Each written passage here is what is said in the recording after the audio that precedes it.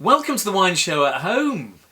We've got another episode where we have a guest, and a very interesting guest because almost exactly a year ago today, it was not like it is today, which is raining, it was roasting hot, which is why I needed a hat, because my head gets burnt. And I went up to King's Cross, and I met star of today, Ruth Spivey. Hello, Ruth. How are you? Hi, Joe. I'm very well, thank you. Thank you for having me. Well, it's an absolute pleasure. I have had the pleasure of going to Wine Car Boot, but you're the founder. Creator, founder, yeah. I started it all off in this drinking in car parks. Well, this is it. So tell people what it's like. What happens? We go to a car park and then drink. It's sort of formed or morphed into a nomadic wine market. But it did start off in an actual car park, and it's a car boot, which, everyone in England will know what a car boot is. For other people in America, it's like a yard sale, garage sale. And it's basically a collection of independent wine shops. And they bring 5 wines that are up for sale by the bottle, by the glass. You can go around tasting with tokens. And it was just really, it was a way to taste your way out of the supermarket, is the slogan. So yeah, now it's sort of turned into more like a farmer's market now, but instead of carrots and broccoli, it's red and white. Now, what are you doing? Because when I went this time last year, it was heaving. There's an awful lot of moistly perspiring people together. Yeah. But we can't do that now. Yeah. We've taken it online, so all the shops have put their own little 6-pack.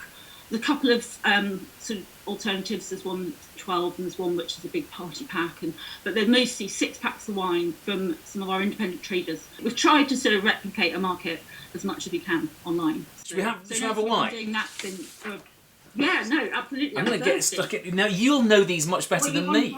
I've not done. I normally do lots of research, but I'm not, because I'm going to let you go and do it. Can we have some fizz? Absolutely. Yeah, I need to crack mine open. So this is from the Veneto. It's a ancestral method, sparkling. So, and it's made from Corvina, which is one of the grapes you get in from Bartolino, and it's in Valpolicella. So obviously Veneto, you've got loads of famous wines, lots of people have heard of. Obviously Prosecco, you've got Valpolicella, Amarone, Bartolino. So for those who are not familiar with Petnat, it's Petillon Natural. This sort of idea where it's not, rather than fermenting a second time in bottle, it's just you sort of stopped it in there whilst it's still fermenting, and so you capture that fizz. Yeah, you get the last bit of the fermentation process. Obviously creates carbon dioxide, creates fizz, and it's trapped in there. So, and they're quite often a little bit more gently sparkling, which this one is as well. What's that? Well, on my finger, you look on my finger. Look at my finger. I want to know what's on your finger, Joe. I've got a slightly sludgy finger, but that's a little bit of the yeast, isn't it, from that fermentation? So there is a little touch of yeast in it. Yeah, there is that. That's because the fermentation finished in the bottle. So you've got, it's unfined, unfiltered. Often they do all that and then they clear it all out and make it beautiful and clear and package it separately. But they haven't done that here.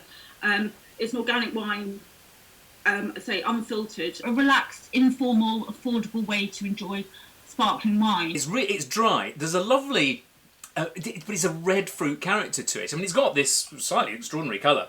Now, it's a partridge eye, I think French people would call it, wouldn't it? But it's slightly orangey bronze colour to it. When you try it, it has, you're expecting to go and find something that's going to be totally floral and light and sort of flibbity-gibbet. But it's not tannic, but it's properly red fruits. And I know when you think of Valpolicella and Amarone, there's that cherry fruit that runs through it. But the last thing you expect to find in a sparkling wine, I don't know if it is cherry, but you're not in the black, dark, red fruit frame of drinking. And here it is, and it's fizzy and lively and great fun. It's super refreshing, and there is that sort of, dry, sour cherry, a little bit of tannin grip, but like the teeniest little amount, I think. Yeah. But it's just sort of, it's super nice. I think it's a lovely, super refreshing alternative.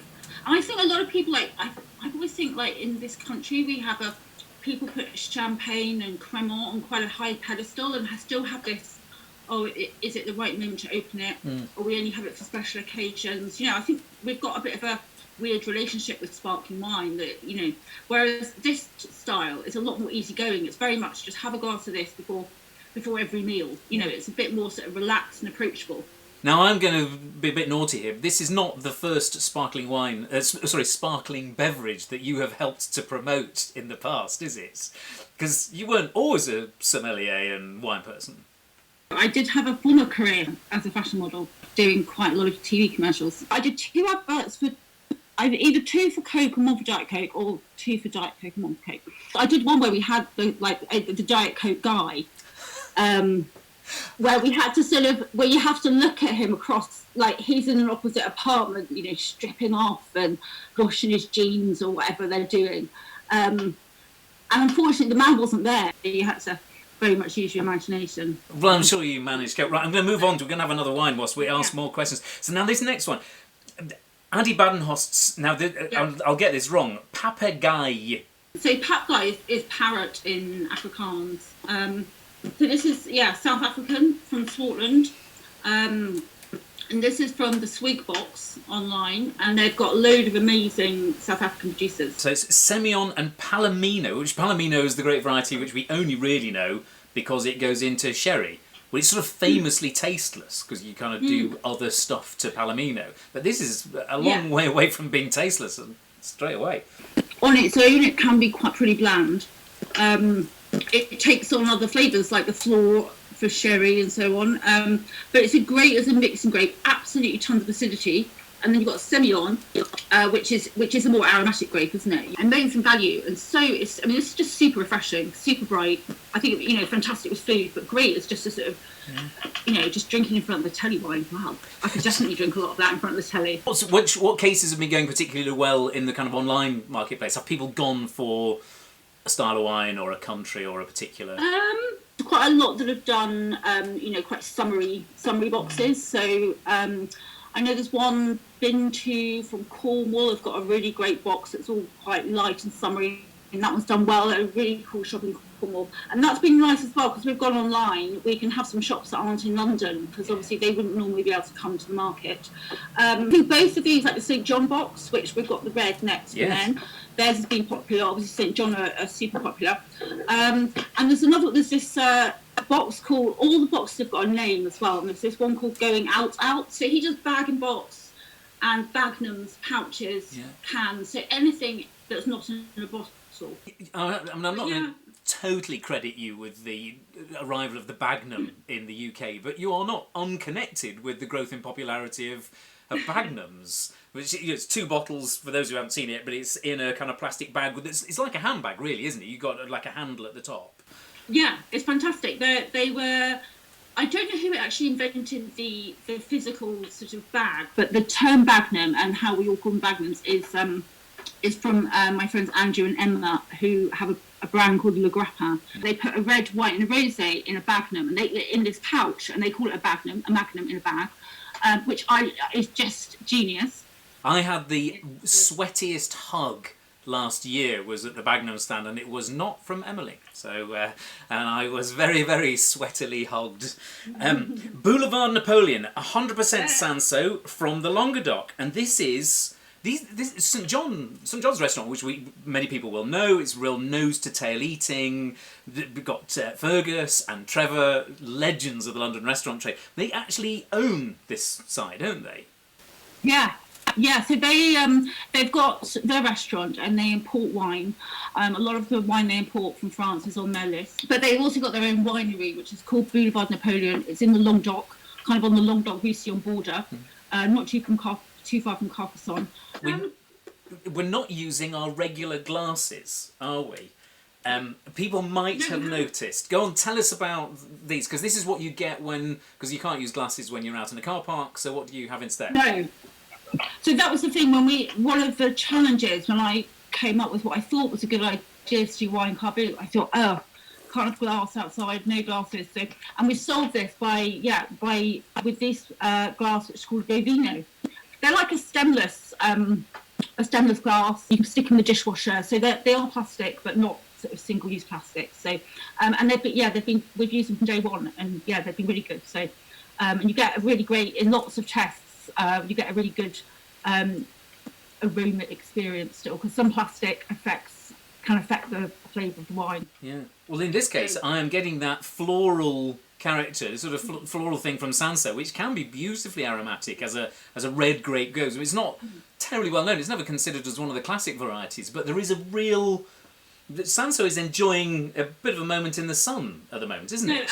Absolutely, and it's super popular in sort of being the adopted red grape of South Africa as well. So Ardy Badenhorst, who made the white, he's got some amazing Sansos as well. So I thought it'd be quite nice to move on to a Sanso, but go back to France. But yeah, the vineyard, I was chatting to Trevor this morning about the vineyard that they've got. It's super high up, completely isolated. It was, again, sort of quite pretty old vines, I think 50-year-old vines. There's old vine Carignan there and old vine Sanso. Like 50 years ago, when it was sort of back in action then, it was so hard to get up there and down again that all the anyone who was working on the vineyard doing harvest would just stay up there the whole time. So they'd stay up for sort of 2 months to do it all. Can I tell you one of my favourite things about Wine Car Boot? It's the totes. How many tote puns have you had to come up with on assorted totes? We've had, let me try and remember them. We started off with totes coats, and then we went into, so then we've got tote de Rhone, tote de Beaune, tote de Nuit, tote de Jura, tote de Blanc, domaine de la tote. Maybe that's it. Is that it? There's another one. I've got another one up my sleeves that I'm not going to say because otherwise someone might steal. But I hope, which is a reason we've got to do another one. You have to. Or I should just produce them and get it on the website. But no, do you know what? You've got the tote de Rhone. The tote de Rhone is the most popular. So if you've got an idea for another tote, get in touch. See if you can do it without it necessarily being a pun on coat, because that will be the sort of real challenge. So anybody watching, come up with a new tote name. But these are brilliant. I use mine all the time. I just happen to have this over them. And I love that people perhaps can't see, but Wine Car Boot is done in the branding of a car number plate, isn't it? Yeah. When we designed them, I wanted them to be useful because you get some tote bags which are really flimsy, but they're pretty strong. You can fit 6 bottles of wine in. I've had 6 in and it doesn't break because it's got a strong gusset. We all need a strong gusset in these difficult times. This is unprecedented. Absolutely. Does anyone ever get to meet Zlato? Does Zlato ever come to Wine Car Boot? Zlato has appeared at a few. He doesn't. He hasn't come for 2 or 3 years. What breed is he? Is he a Whippet or a Greyhound? It's a Whippet. Yeah. Like I'd say to anyone, if you're guessing a dog and you're thinking of the name, practice shouting it out in the park before you maybe decide on the name. So I didn't really think what that would be like. If you're not aware of Zlato, go and look up the word Zlato. I'll slightly give it away in a sense, in the sort of stemware sense, but also you are famed for having extraordinarily elegant and long and slender legs.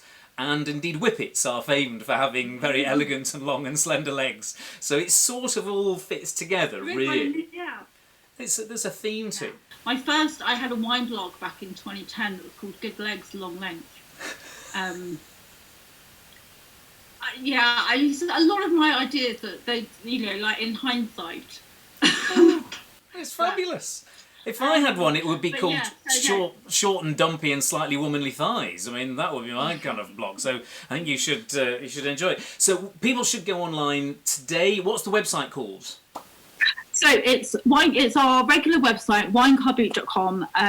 We've just literally, as you scroll down, it's now an online market. So you'll see, I think there's 10 shops. Click on a stall. It'll tell you a bit about the wines. And if they sounds like it's up your street, you press buy. Takes you straight through to the shop site.